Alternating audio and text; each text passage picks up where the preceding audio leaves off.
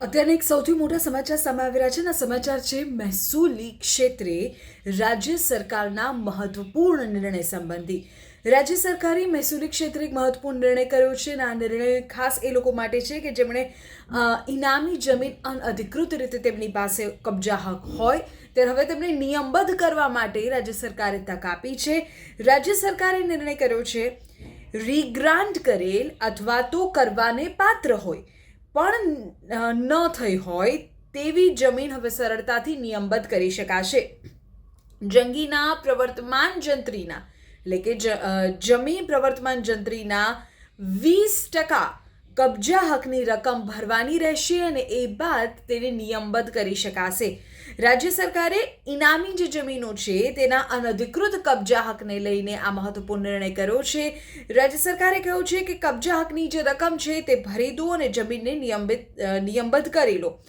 રીગ્રાન્ટ કરેલ હોય અથવા તો કરવાને પાત્ર હોય પણ ન થઈ હોય અને જમીનની તબદીલી બાદ પણ કોઈના બીજાના કબજામાં હોય તો પણ આ લાભ મળી શકશે.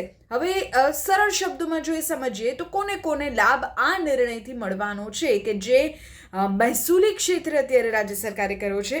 તો સૌથી પહેલું તો એ કે રીગ્રાન્ટ કરવાને પાત્ર હોય પરંતુ કોઈ કારણસર ગ્રાન્ટ ન થઈ હોય, રીગ્રાન્ટ કરેલ હોય પરંતુ કબજાની કિંમત જે છે તે ભરપાઈ કરી ન હોય તેવી જમીનના કબજેદાર માટે આ સમાચાર છે.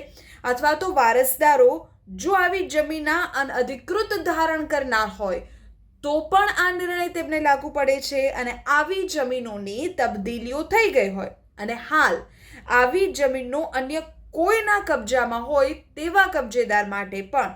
એટલે નિર્ણય શું થયો છે કે જમીનની પ્રવર્તમાન જંત્રીના 20% કબજા હકની રકમ ભરો અને તેને અનઅધિકૃત જમીનમાંથી નિયમબદ્ધ કરો. રાજ્ય સરકારે મહેસૂલી ક્ષેત્રે અત્યારે આ મહત્વપૂર્ણ નિર્ણય કર્યો છે.